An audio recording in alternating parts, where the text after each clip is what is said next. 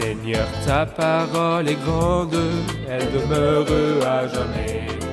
Ta parole est infaillible, rien ne peut la supprimer. Bienvenue à vous, chers spectateurs, ainsi qu'à tous nos spectateurs dans le monde entier pour un nouvel épisode de notre émission d'études quotidiennes Toute la Bible. Dans cette émission, nous étudions tous les livres de la Bible, de la Genèse à l'Apocalypse, tous les jours du lundi au vendredi. Si vous regardez notre émission pour la première fois et que vous souhaitez revoir les épisodes et les livres précédents, vous pouvez visiter notre site web toutelabible.net. Si vous avez des questions, n'hésitez pas à nous les envoyer à info@toutelabible.com ou à nous appeler à l'un des numéros affichés à l'écran pendant l'étude. Dans notre étude des livres de l'Ancien Testament et plus particulièrement du livre de Daniel, l'un des livres des grands prophètes de l'Ancien Testament, nous sommes arrivés au chapitre 10. Dans l'épisode d'aujourd'hui, le voile sera levé sur ce qu'on appelle le domaine de la guerre dans le monde invisible.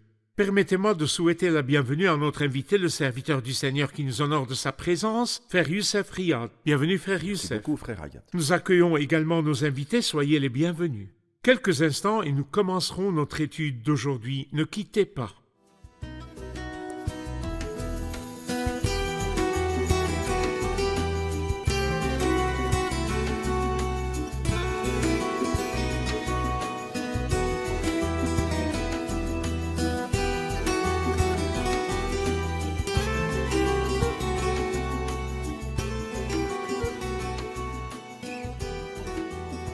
Bienvenue, Frère Youssef. Merci beaucoup.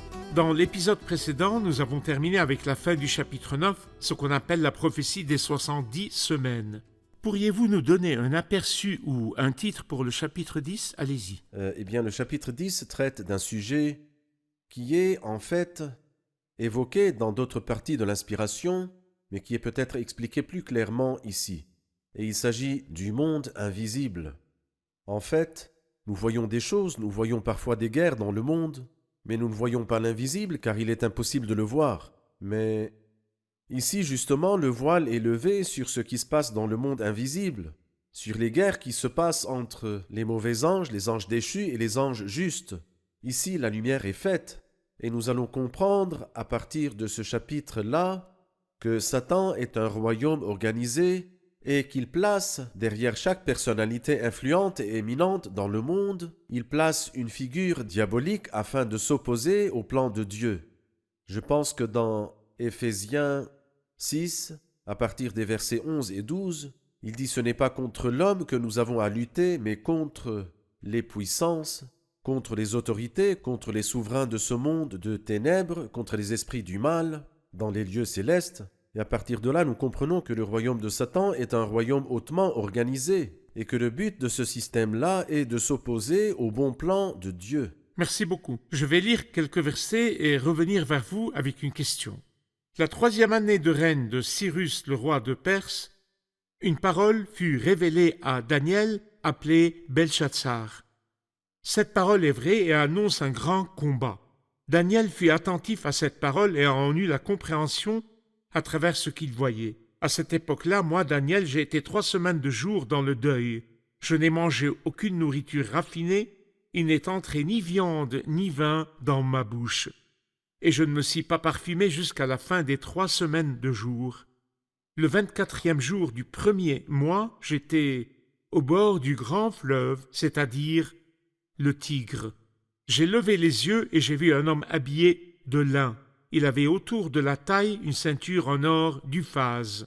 Son corps était comme de chrysolite, son visage brillait comme l'éclair. Ses yeux étaient pareils à des flammes de feu, ses bras et ses pieds ressemblaient à du bronze poli, et le son de sa voix était pareil au bruit d'une grande foule. J'aimerais entendre vos premiers commentaires sur la condition et le moment de la vision de Daniel. Quelle était sa condition et quand cela s'est-il produit ?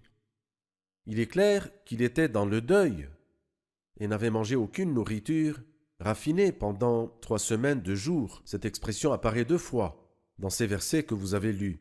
Parce que s'il avait seulement dit 3 semaines, nous aurions compris qu'il s'agissait de semaines d'années. Parce il l'a précisé en jours. Tout à fait. Parfait. Il venait de parler des 70 semaines et nous avons compris que ce sont des semaines d'années. Ici, il dit semaines de jours dans le but de faire la distinction.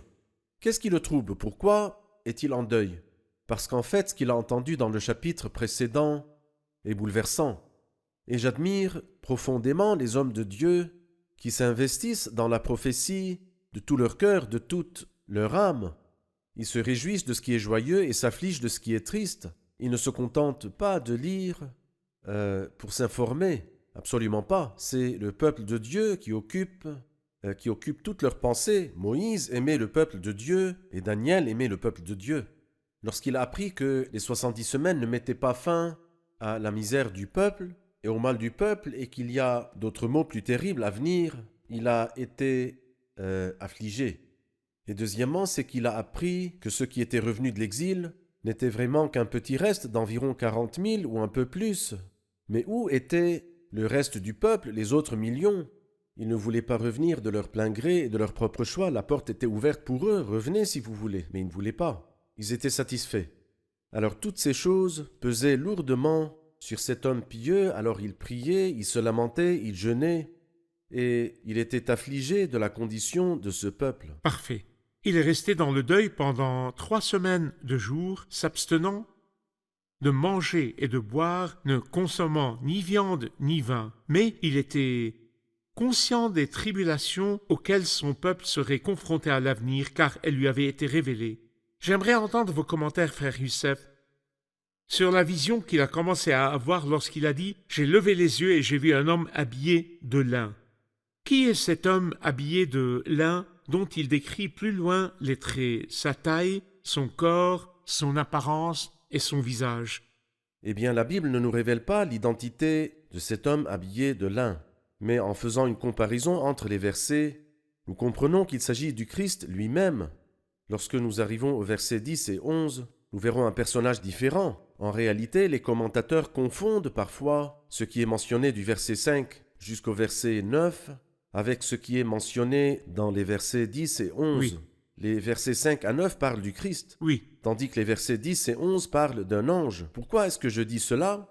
Parce que si vous comparez les versets 5 jusqu'à 9 avec ce qui est dit au chapitre 12, verset 6, où nous lisons « Il a dit à l'homme habillé de lin qui se tenait au-dessus de l'eau du fleuve ».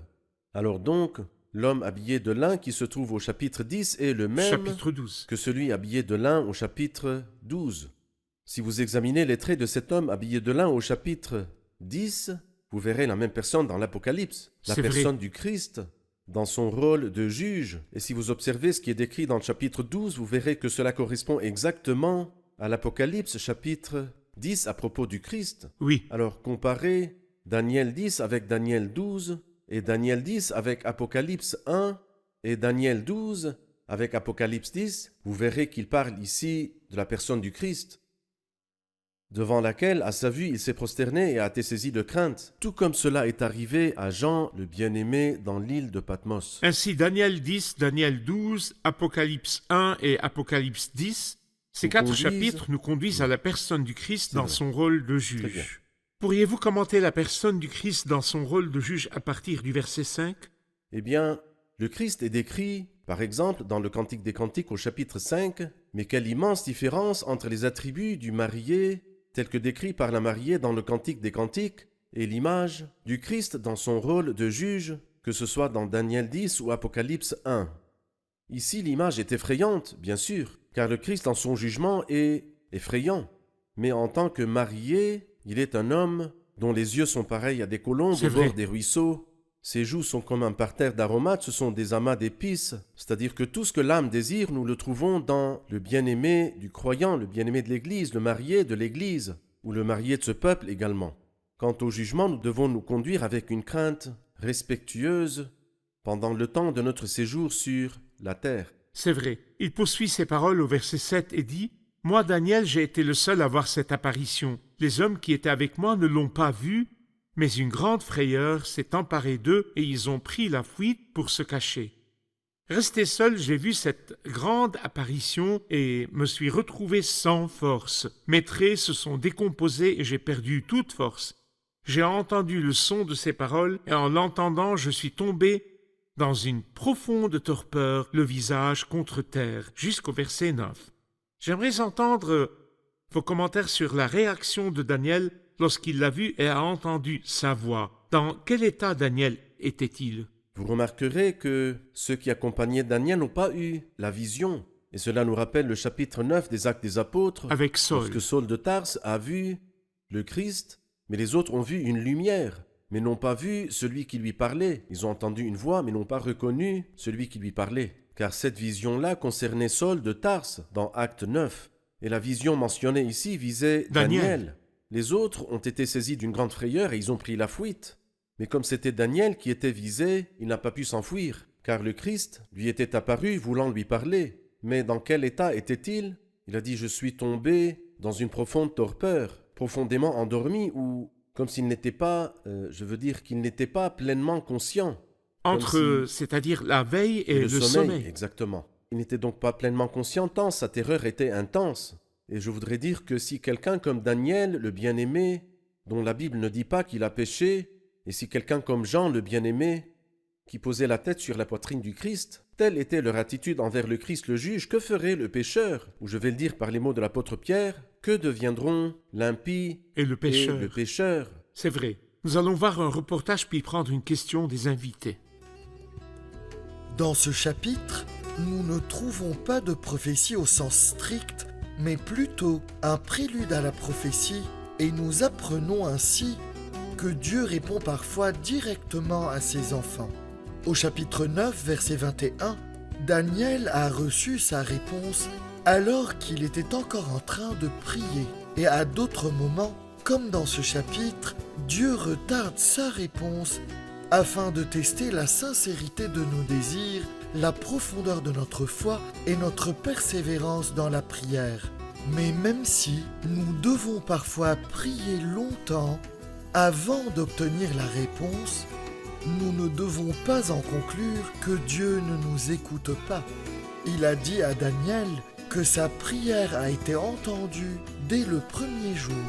Le verset 12 nous révèle également la condition morale qui plaît à Dieu, qui est la clé de toute relation avec le ciel. La clé ici est le verset qui dit « Daniel a eu à cœur de comprendre et de s'humilier devant son Dieu ». Au verset 10, il est dit « Mais une main m'a touché et m'a mis tout tremblant sur mes genoux et les paumes de mes mains. » Que signifie ici la main qui a touché Daniel? Quelle main frère Youssef l'a touché et l'a relevé? Oui, nous avons dit que les versets 5 jusqu'à 9 parlent du Christ. Et nous avons apporté les preuves de 4 chapitres, Daniel 10 et Daniel 12, Apocalypse 1 et 10. Ici, il est clair qu'il s'agit d'un ange, d'un simple ange. C'est-à-dire que lorsque le Christ a vu dans la situation de Daniel qu'il avait besoin de quelqu'un pour lui donner la force, il lui a envoyé l'ange, mais une main m'a touché et m'a mis tout tremblant sur mes genoux et les paumes de mes mains. Puis l'homme m'a dit, Daniel, homme considéré comme précieux, sois attentif à mes paroles. D'où nous vient l'idée que c'était un ange et non pas le Christ?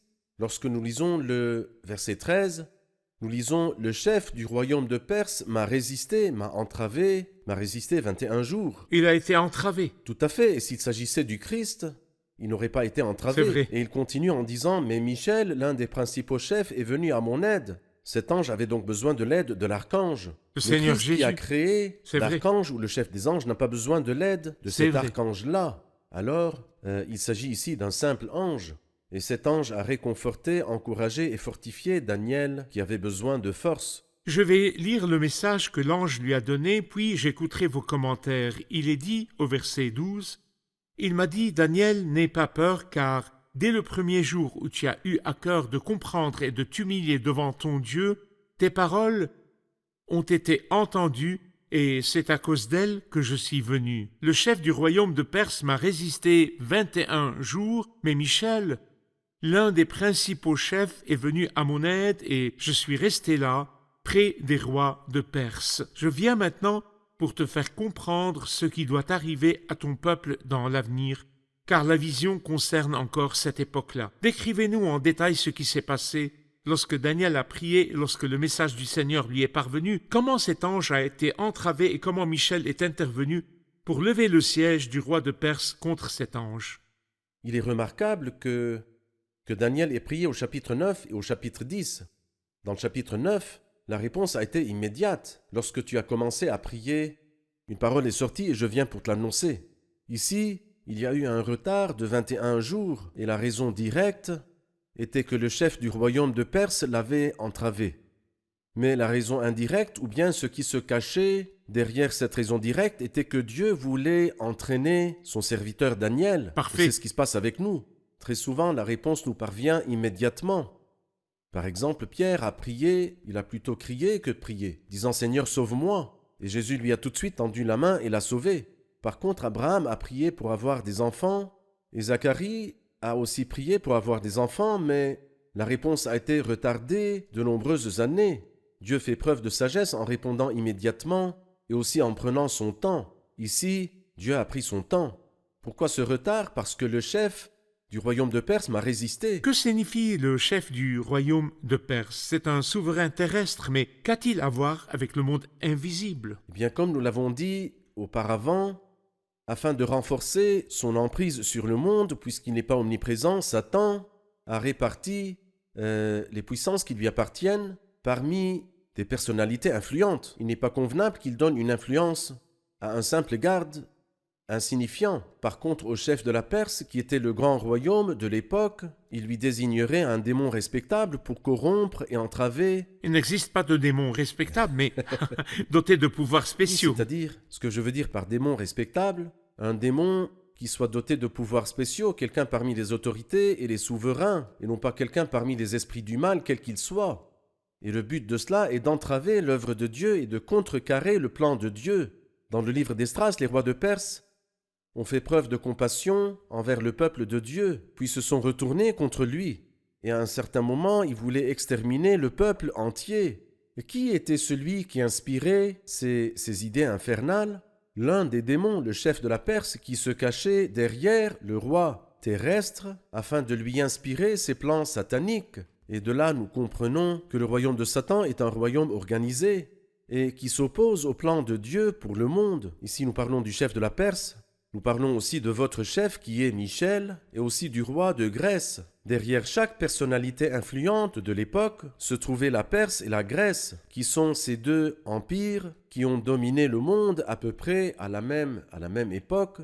Et voici Michel qui s'occupe des affaires du peuple d'Israël. Frère Youssef, ce que vous dites est très grave en réalité. J'écoute. Nos prières ont-elles un impact sur le monde invisible? Dans Éphésiens 6, nous apprenons l'existence des puissances, des autorités, des souverains de ce monde de ténèbres, des esprits du mal dans les lieux célestes. Cela signifie qu'il existe des ordres angéliques dans le domaine de l'air qui contrôlent ce monde. Il est question du royaume du malin, le royaume de Satan. C'est vrai. Et chacun d'eux influence le monde terrestre, les dirigeants de ce monde, les décideurs. Cela signifie que ce démon pourrait influencer le président d'un certain pays pour qu'il déclare la guerre à un autre pays et le monde entier sera plongé dans le conflit Dans et la la guerre. Quel impact nos prières ont-elles sur le monde invisible? La prière de Daniel a eu un effet. Comment pouvons-nous influencer le monde invisible? Eh bien, il ne s'agit pas seulement de savoir comment elle influence, mais aussi d'être responsable.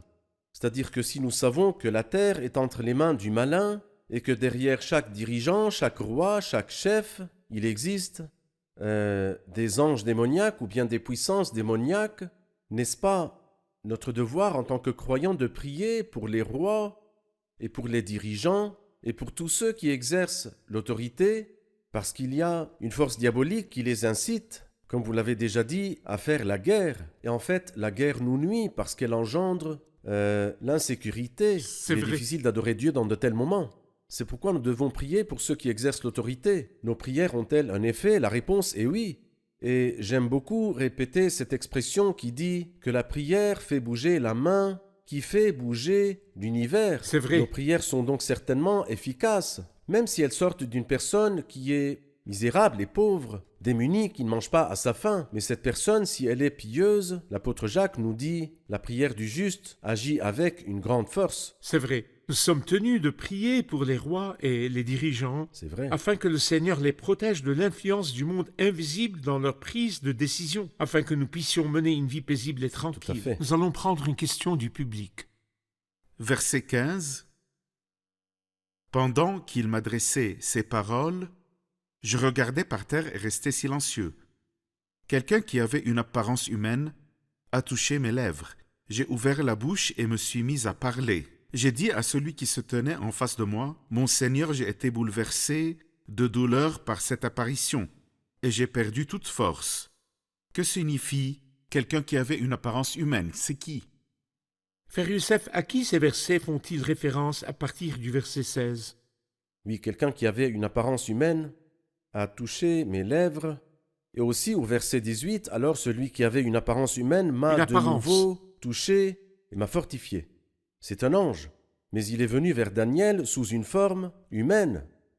Tout comme il est dit après la résurrection du Christ, voici que deux hommes, n'est-ce pas? Parfait. Et après l'ascension du Christ, deux hommes habillés de blanc leur apparurent. Donc l'ange vient vers les hommes à l'image d'un homme sans être humain. Et lors de la visite à Abraham à l'entrée de sa Exactement. tente. Très bien. Alors donc, l'apparence est humaine, celle d'un homme, mais c'est un ange qui est venu sous cette forme-là pour traiter avec Daniel, C'est pour ça qu'il est qui dit, avait une apparence humaine. Et ce qui confirme qu'il n'est pas un homme, qu'il n'est pas humain, et que c'est un ange. Il dit ces paroles au verset 20, « Maintenant je retourne combattre le chef de la Perse, qui est justement le chef occulte qui tire les ficelles en Perse. Et quand je partirai, le chef de la Grèce viendra. » Là aussi c'est la puissance démoniaque derrière le roi de la Grèce, ou le chef de la Grèce, car justement, après la fin de l'empire perse, viendra l'empire de la Grèce. Et ensuite, il dit « Personne ne me soutient contre cela, excepté Michel, votre chef. » Cela veut dire que tout parle de puissance angélique, qu'elle soit mauvaise ou bienveillante. Donc ici, c'est un ange, mais il est venu pour fortifier Daniel et l'aider à comprendre. Et ceci nous confirme l'idée que nous avons dit, et c'est le chapitre le plus clair qui nous parle de la puissance invisible dans le monde invisible, qui essaye justement de s'opposer aux voies de Dieu. Mais n'ayons pas peur.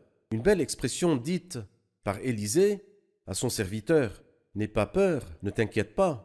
Éternel, ouvre les yeux du serviteur pour qu'il voie que ceux qui sont avec nous sont plus nombreux que ceux qui sont avec eux. Il ne dit pas, nous disons normalement que celui qui est avec nous est plus grand que celui qui est contre nous. Non, ceux qui sont avec nous sont plus nombreux que ceux qui sont avec eux. Eux, ils ont les puissances spirituelles du mal et nous avons Dieu avec tous les anges à notre service. Frère Youssef, nous disons toujours que la Bible nous enseigne que nous n'avons pas à lutter contre la chair et le sang, contre l'homme, Oui. c'est-à-dire Oui. contre le monde visible, qu'il s'agisse de personnes qui nous font souffrir, de dirigeants qui nous oppriment ou d'ennemis qui violent nos droits. Ce n'est pas contre eux que nous avons à lutter, mais contre ceux qui se cachent derrière eux, le monde invisible. C'est vrai. En effet, ce n'est pas contre l'homme que nous avons à lutter, Non. mais contre les Oui. esprits du mal dans les lieux célestes. Et nous devons lutter par la prière. C'est vrai. Tout comme Daniel a lutté par la prière, nous devons prier et ne nourrir aucune inimitié envers qui que ce soit dans ce monde. J'aimerais entendre vos commentaires sur le verset 21 qui dit « Cependant, je veux t'annoncer ce qui est écrit dans le livre de vérité. » Que signifie cette expression « livre de vérité » Eh bien, Dieu sait toutes choses à l'avance.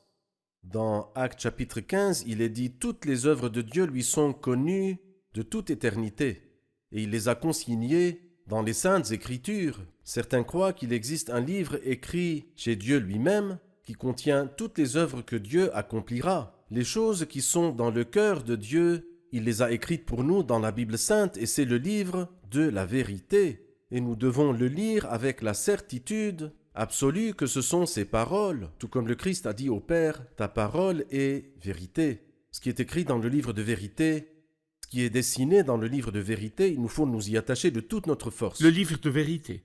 Un dernier commentaire sur « Personne ne me soutient contre cela, excepté Michel », et il ajoute « Votre chef, devons-nous comprendre de ces mots que le champ d'action de Michel se limite au peuple ancien de Dieu seulement?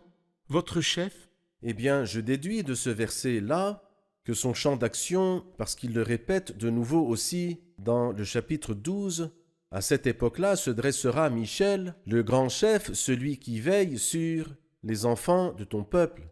Non pas parce que ce peuple-là est en soi supérieur aux autres peuples du monde, mais plutôt parce que les desseins de Dieu visent particulièrement ce peuple-là. C'est pourquoi, oui, ce grand chef est spécialisé dans les affaires de ce peuple. C'est-à-dire il existe des ordres angéliques dont l'archange Michel qui était spécialisé dans le peuple d'Israël. Mais le domaine de l'Église est bien au-delà des noms. Nous n'avons C'est donc vrai. pas besoin de parler à Michel ni à qui que ce soit d'autre c'est vrai. pour être acceptés devant Dieu parce que nous sommes acceptés en Christ et tous les ordres angéliques sont à notre service parce que nous sommes en Christ. Rappelons-nous également que l'épître de Jude nous parle de Michel.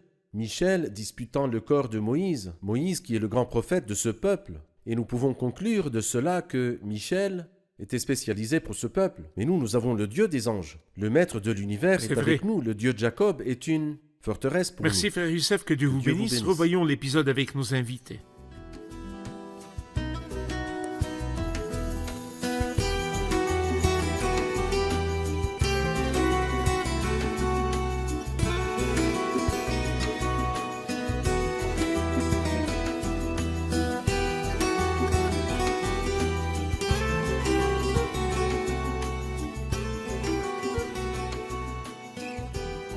Bienvenue. Ce chapitre parle d'un homme habillé de lin. Qui est cet homme qui est habillé de lin? Et d'autres passages de la Bible nous éclairent sur son caractère. Qui peut nous le rappeler? Cet homme habillé de lin est le Christ dans son rôle de juge. Nous savons qu'il s'agit probablement du Christ grâce à plusieurs passages, notamment Daniel 10 et 12 et Apocalypse 1 et 10. Apocalypse 1 et Apocalypse 10 et Daniel 10 et Daniel 12. Très bien. Parfait. Le Christ dans son rôle de juge. C'est-à-dire que Daniel 10 correspond à Apocalypse 1 et Daniel 12 correspond à Apocalypse 10. Parfait. Parfait. Merci beaucoup. Que Dieu vous bénisse. Merci Que frère le Youssef. Seigneur vous bénisse. Chers spectateurs, je vous rappelle ce qui a été dit plus tôt dans cet épisode, la prière est la main qui fait bouger le bras, qui fait bouger le monde.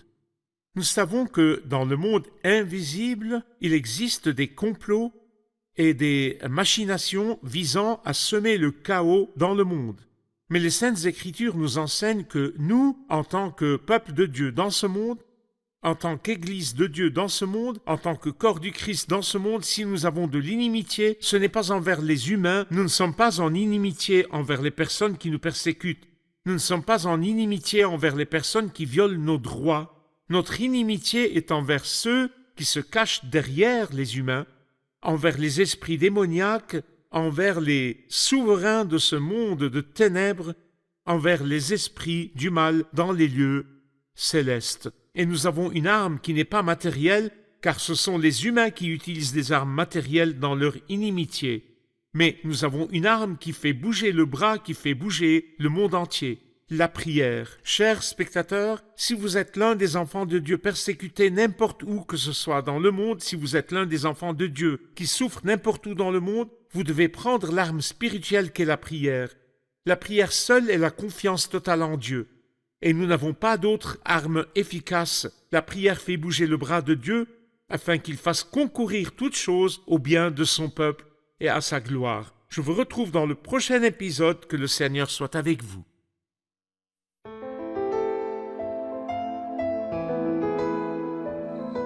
Seigneur, ta parole est grande, elle demeure à jamais.